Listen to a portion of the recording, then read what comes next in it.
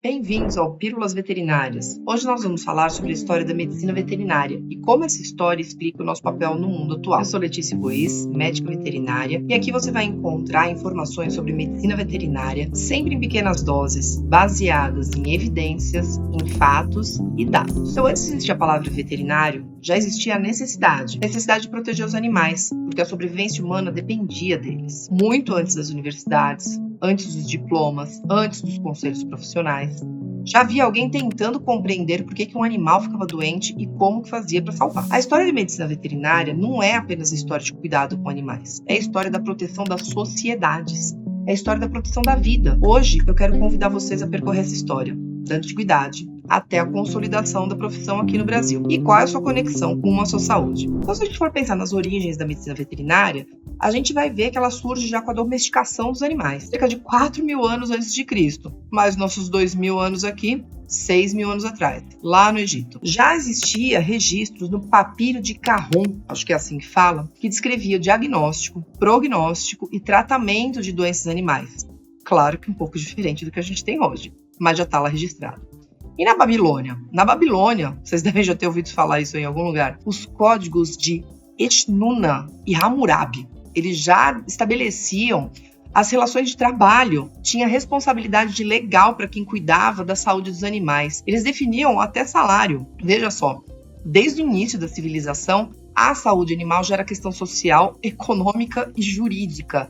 E aí você vai me falar que você é veterinário, que você não gosta de ler sobre leis, que você não gosta de fazer conta, lado financeiro? Pois é, 6.000 anos atrás o pessoal já estava fazendo, hein? Vê se não vai perder a onda. E na Grécia e em Roma? Na Grécia Antiga, então, existiam os profissionais chamados de hipiatras. Hipi, de hipismo, é isso mesmo. Hipiatra era o profissional que era especializado em tratar de equinos. E eles eram cargos públicos. Eles trabalhavam para manter esses animais saudáveis, porque eles eram muito importantes para o lazer, mas mais ainda para a guerra. E lá em Roma? A prática passou a ser chamada de ars veterinária, a arte veterinária. E veterinária, essa palavra, vem de veteranos, que era para tratar os cavalos que estavam aposentados da guerra, os veteranos de guerra. Olha que interessante. Então, a gente já tinha o médico veterinário lá atrás que ia trabalhar com esses cavalos veteranos. E se a gente for pensar lá nos filósofos, o próprio Aristóteles ele já fazia observações sobre animais. Isso lança as bases da zoologia, que dá muita base para o nosso pensamento científico atual. Aí vamos ficar um pouquinho mais moderno, século VI depois de Cristo. Bizâncio, Bizantina. Já ouviram falar também? Caiu em alguma prova de história? Pois é, já existiam os hipiatras fazia tempo, né? Lá em Bizâncio eles lançaram uma enciclopédia chamada Hipiátrica. Era uma enciclopédia que tinha tudo sobre doenças e terapias animais, principalmente para cavalos. E um dos principais autores era Apsirstos. Olha que nome bonito para você colocar aí no seu filho. Ele foi considerado o pai da medicina veterinária no mundo ocidental. Ele descrevia doenças lá dos cavalos como mormo, tétano, cólicas, fraturas, coisas que a gente atende até hoje, né? Então, super importante. Se você estiver querendo se atualizar, vai buscar essa enciclopédia? Não, vai pegar material mais atualizado. Mas já tinha lá, desde o século VI, os registros. Já tinha conhecimento clínico estruturado desde aquela época. Mas quando que a virada científica acontece? Vai acontecer já no século XVIII, mais ou menos ontem, se a gente for pensar aí, né? O cuidado com os animais era majoritariamente empírico, né? Existiam alguns grupos estudando algumas coisas, mas isso não estava muito bem consolidado. Então, a grande transformação ela vai acontecer em 1761, que Claude Bourgelat, será que é assim que fala? O pessoal que estuda francês aí depois me corrige. Com o apoio do rei Luís XV, ele funda lá em Lyon a primeira escola de veterinária do mundo. Isso não foi só uma decisão acadêmica. Isso foi uma resposta às crises sanitárias que estavam ameaçando economias inteiras ali na região. E pela primeira vez, o ensino passa a ser estruturado de forma científica e baseado em pesquisa. A partir dali, a medicina veterinária vai se tornar uma profissão científica. E ao longo dos séculos seguintes, os médicos veterinários eles contribuem de forma decisiva para a ciência. Então, os veterinários ajudaram a desenvolver vacinas, desenvolveram muitas coisas na área de microbiologia, associando as doenças animais a micro-organismos, mas também doenças humanas e zoonoses, e imunologia. E isso acaba caindo dentro da saúde pública, não tem como escapar. E aí, 2011, agora já está perto, né? 2011, a medicina veterinária mundial consegue a erradicação global da peste bovina. A Organização Mundial de Saúde Animal reconhece o planeta Terra como livre da peste bovina. Esse foi um trabalho de anos e anos para conseguir erradicar uma doença de população animal. Então, é um trabalho de formiguinha. Esse é um trabalho que vai trazer resultados super interessantes para economias em nível global, fora a segurança alimentar, que você vai conseguir produzir alimentos em maior qualidade e quantidade. E aqui no Brasil? Bom, no Brasil, a gente, acredite se quiser, demorou um pouquinho para desenvolver a profissão aqui. Por quê? Apenas em 1875 é que Dom Pedro II visita a escola de Dalfort, que foi a segunda escola de veterinária no mundo, lá na França.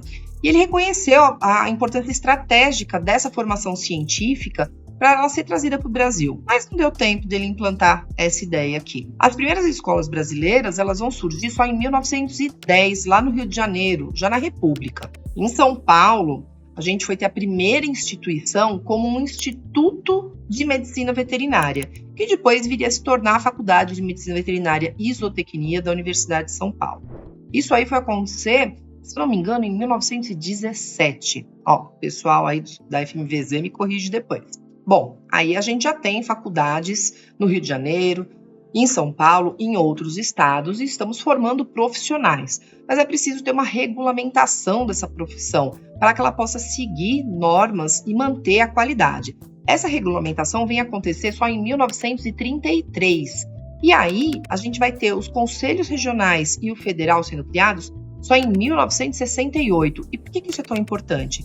Se você tem uma regulamentação, você precisa de alguém que vai fiscalizar se isso está funcionando direito. Aliás, olha, um tema super legal para a gente pensar aí num vídeo no futuro, né? Qual que é o papel do Conselho Federal e dos conselhos regionais na nossa profissão? Mas já te dou um spoiler, que é exatamente isso, é verificar se a nossa profissão está sendo executada com um nível de qualidade e seguindo as normas que devem ser seguidas. Então, os conselhos eles estão aí para manter a qualidade da nossa profissão. Isso aconteceu na década de 60. Olha só como é recente. E aí a gente vai ter uma identidade institucional dessa profissão. Ela vai ganhar representação, ela ganha a responsabilidade social. E aí agora a gente chega na era da Uma Só Saúde, né? O One Health, que a gente fala tanto por aí. Então a gente tem que considerar que a medicina veterinária, ela está olhando, sim, com grande foco para os animais, mas esses animais eles não estão dissociados do meio ambiente e nem da população humana. Tá todo mundo junto nessa pelota de terra que está flutuando aí no sistema solar.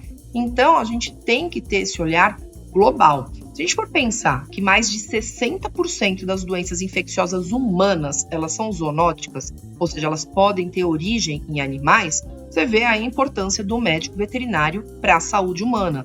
E não adianta vir só a saúde pública com foco nos humanos, tratar os humanos, se a gente mantiver a fonte de infecção nos animais. A transmissão vai continuar acontecendo. Então precisa de um trabalho conjunto do médico veterinário, olhando para esses animais, outros profissionais olhando para a saúde humana e todo mundo junto tentando resolver esse problema. Sozinho ninguém vai chegar longe. E aí a gente tem que pensar que também a maior parte das doenças emergentes, são aquelas doenças que aparecem do nada, elas também têm origem na população animal. Vê aí os últimos surtos que a gente teve, as últimas epidemias e a última pandemia. A origem começou lá nos animais. Então, a interdependência entre saúde humana, animal e ambiental sempre esteve presente na medicina veterinária. A gente não tem como dissociar isso, e o médico veterinário está lá para ajudar todo mundo. Então, conhecer a história da medicina veterinária é você entender que ela nunca foi uma profissão restrita ao cuidado individual de animais. Sempre foi uma estratégia para a organização de sociedades, para a segurança alimentar e para a saúde pública, assim, enfrentando os desafios globais. Então, quando alguém pergunta o que faz um médico veterinário, você não vai responder assim numa resposta simples. Ele só cuida de animais. A resposta não vai caber numa única definição. Os médicos veterinários protegem os rebanhos, protegem as famílias, protegem os alimentos e protegem os ecossistemas. A nossa história atravessa séculos e explica o nosso papel no presente. E ela continua sendo escrita todos os dias. Então, se você é médico veterinário, se você é estudante de medicina veterinária, bem-vindo a esse mundo maravilhoso. E se você não é, acompanhe o canal, porque a gente vai trazer aqui um monte de informação interessante para quem não é da área também, para a gente quebrar mitos e espalhar conhecimento. Vejo vocês no próximo vídeo. Até mais!